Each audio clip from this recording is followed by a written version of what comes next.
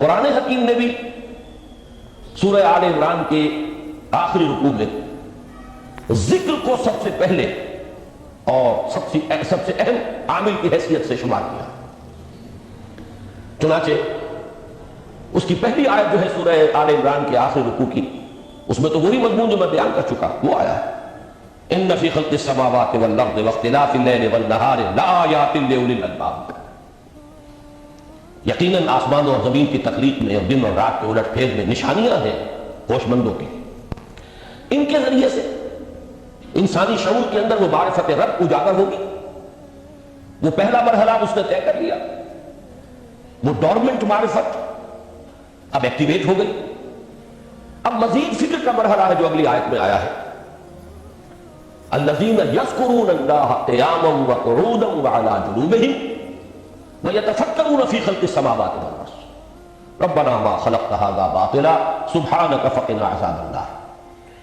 یعنی تفکر جو ہے وَيَتَفَكَّرُونَ فِي خَلْقِ السَّمَاوَاتِ وَالْأَرْضِ، وہ تفکر کرتے ہیں، غور و فکر کرتے ہیں آسمان اور زمین کی تخلیق میں، لیکن اس تفکر کے ساتھ لازماً ذکر اور ذکر مدام. ذکر بھی وہ کہ جو مستقل ہو، ہر حالت میں ہو. الذین یذکرون اللہ قیاما وقعودا وعلی جنوبہم، وہ لوگ کہ جو اللہ کو یاد رکھتے ہیں، اللہ کا ذکر کرتے ہیں، کھڑے ہوئے بھی، بیٹھے ہوئے بھی، اور اپنے پہلوؤں کے بل یعنی لیٹے ہوئے بھی. اب ان تین کے سوا تو کوئی پوزیشن انسان کی نہیں ہے. اسی کا نام ہے دوام ذکر. اور اس کے ساتھ اگر وہ تفکر کرتے ہیں تو ان کا فکر اگلی منزل تک پہنچتا ہے. تو پہلی شے تھی فکر انسانی کی صحیح رخ پر مزید پیش قدمی اور پیش رفت، اور اس کے لیے لازم ہے ذکر و فکر کا امتزاج. دوسری چیز کو لیجئے عمل کی درستی. اس عمل کی درستی کے لیے اللہ تعالیٰ کے ساتھ ایک گہرے تعلق کی ضرورت ہے. اس لیے کہ صبر کی بحث میں یہ مضامین شاید آپ کے سامنے آ گئے ہو کہ صبر جہاں مصیبت پر صبر ہوتا ہے، تکلیف پر صبر ہوتا ہے، اللہ کے احکام پر جمنا یہ بھی صبر ہے، نفس کی خواہشات کی باغ کو تھام کر رکھنا، کھینچ کر رکھنا یہ بھی صبر ہے، اور استقامت کسی شے پر قائم رہنا یہ بھی صبر ہے.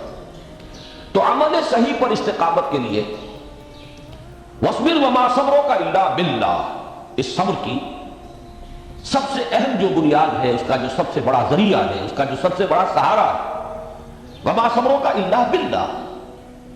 اس کے لیے ضرورت ہے ایک گہرے تعلق کی کہ اللہ کے ساتھ ایک ایسا تعلق برقرار رہے جو نہ صرف گہرا ہو بلکہ دائم و قائم مسلسل.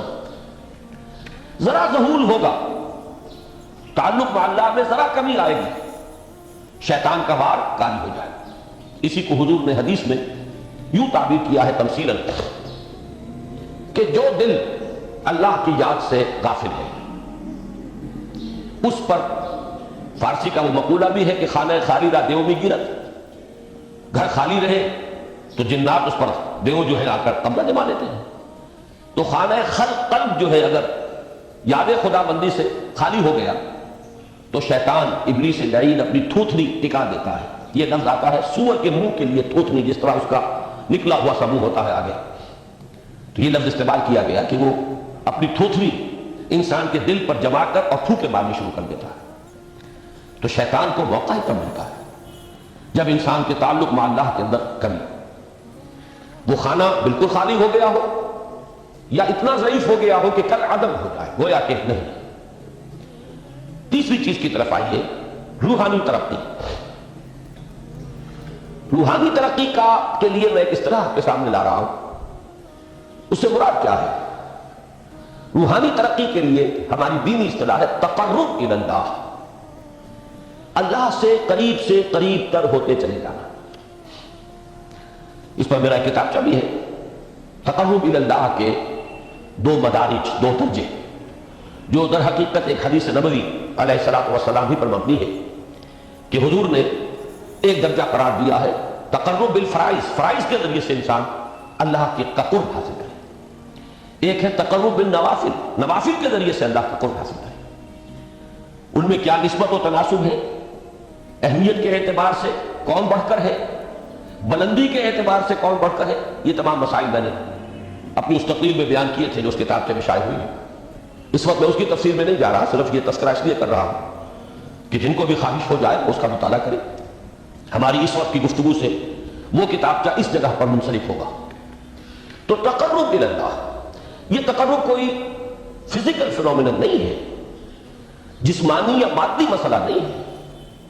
اللہ سے قرب یہ نہیں ہے کہ کوئی کروڑوں میل کا فاصلہ ہے، اب ہمیں وہ رسی پر چڑھنا ہے اوپر بڑی محنت اور مشقت سے۔ فصل تو ہے ہی نہیں، فاصلہ ہے ہی نہیں، بورڈ ہے ہی نہیں۔ نحن اقرب الیہ من حبل الورید، ہم تو انسان سے اس کی شہرگ سے بھی زیادہ قریب۔ ہوا معکم اینما کنتم، وہ تو تمہارے ساتھ ہی ہوتا ہے جہاں کہیں بھی تم ہو، بس صرف یہ کہ تمہاری توجہ نہیں ہوتی، تم اور چیزوں میں مشغول و مصروف رہتے ہو، تم ہماری طرف دھیان ہی نہیں دیتے، تم ہماری طرف متوجہ ہی نہیں ہوتے۔ ہم تو مائل بے کرم ہے، کوئی سائل ہی نہیں، راہ دکھلائے کسی رہنم منزل ہی نہیں۔ انسان جب متوجہ ہو جاتا ہے اور بڑھتا ہے، آگے پیش قدمی کرتا ہے روحانی اعتبار سے، تو یہ ہے در حقیقت تقرب الی اللہ، اور یہی اسی کو ہم کہیں گے روحانی ترقی۔ اب ان تین چیزوں کو اگر آپ نے ذہن میں جما لیا، پھر میری بات کی ترتیب اس کو ذہن میں قائم کیجئے۔ ہم چلے کہاں سے؟ کہ دین کے ساتھ اصل مناسبت فلسفے کی نہیں، حکمت کی۔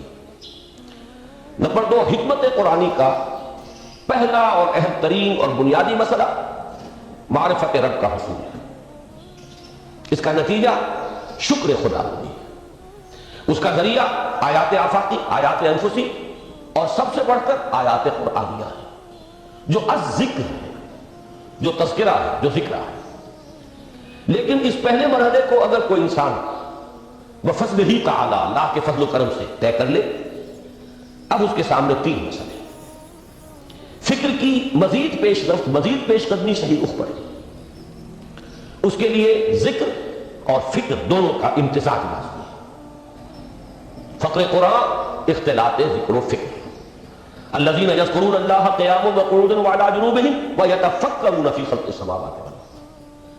دوسری شے عمل کا درست رہنا، نہ افراط و تفریط ہو، عدم توازن ہو، نہ انسان نفس سے مغلوب ہو جائے، نہ انسان جذبات کی رو میں اندھا ہو جائے، نہ انسان ماحول سے مرعوب ہو کر متاثر ہو جائے، صحیح رخ پر اس کا عمل۔ نمبر 3، روحانی ترقی، جو اصل حاصل ہے، جو اصل مقصود ہے۔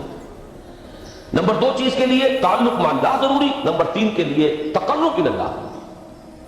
اب غور کیجئے، ان تینوں چیزوں کا بڑا گہرا تعلق ہے نماز کے ساتھ۔ ان تینوں کے لیے ستون کی حیثیت نماز کا ہے، لہذا ایمان کے بعد یا معرفت رب کے بعد حکمت دین کا اہم ترین مسئلہ نماز، صلاۃ۔ اس لیے کہ ایک طرف یہ انسان کو اللہ کے ساتھ ایک گہرے تعلق کا ذریعہ فراہم کرتی ہے، اپنے تمام مصروفیات میں سے، ان مشغولیتوں میں جن میں گم ہونے کا خدشہ ہوتا ہے، نکلو۔ 24 گھنٹے کے معمولات میں سے کم 5 مرتبہ تو لازماً نکلو، اور اپنے آپ کو ذرا، اپنے حواس کو بھی، اپنی باطنی کیفیات کو بھی ذرا تازہ کرو۔ اگر کوئی گندگی، نجاست، کسی طرح کی ناپاکی کا کوئی معاملہ ہے، طہارت حاصل کرو۔ طہارت سے تمہارے اندر روح کو بھی بالغگی ہوگی، تمہارے حواس بھی تازہ ہوں گے، تم گویا کہ بحیثیت کل تمہاری ہستی چاق و چوبند ہو جائے گی۔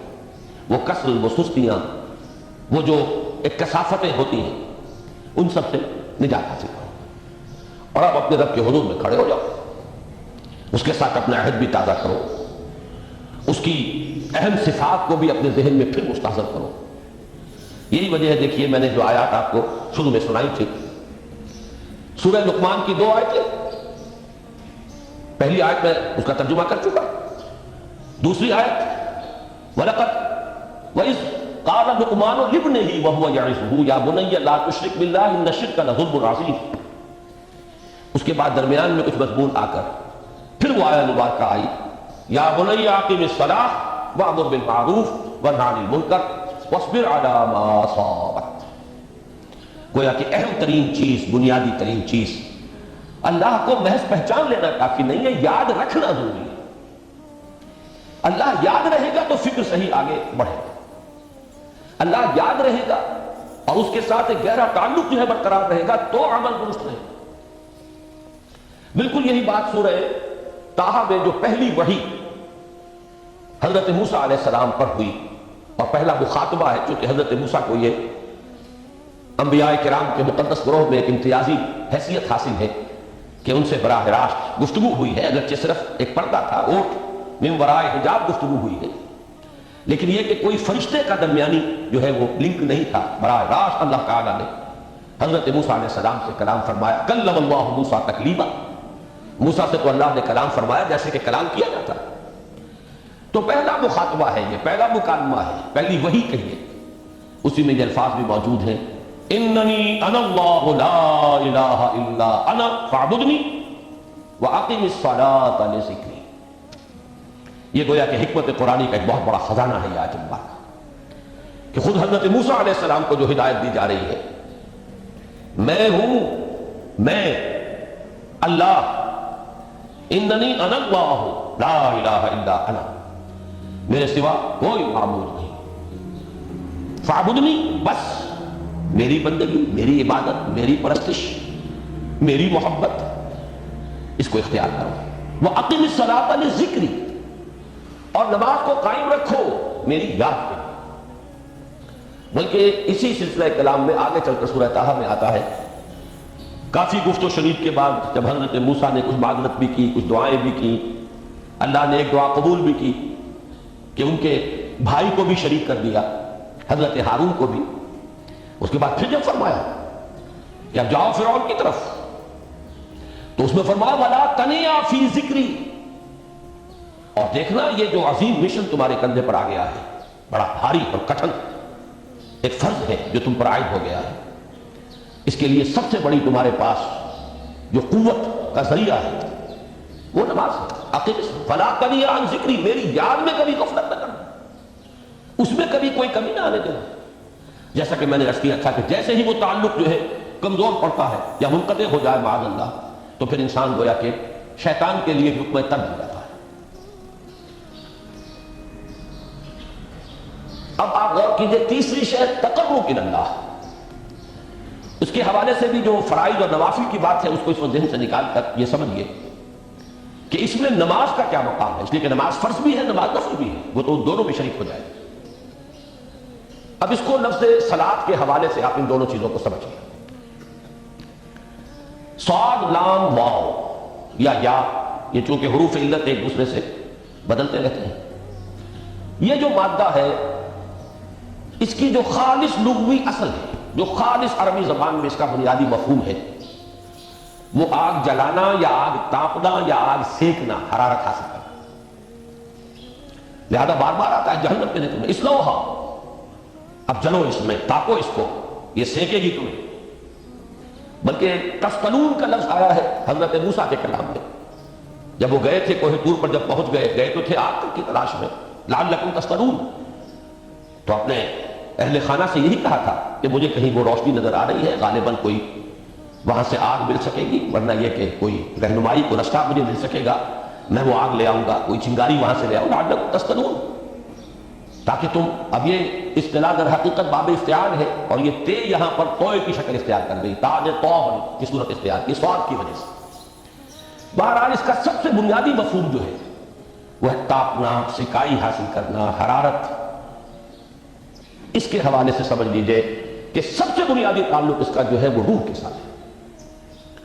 روح میں محبت خداوندی کی آگ اگر ٹھنڈی پڑ گئی ہو،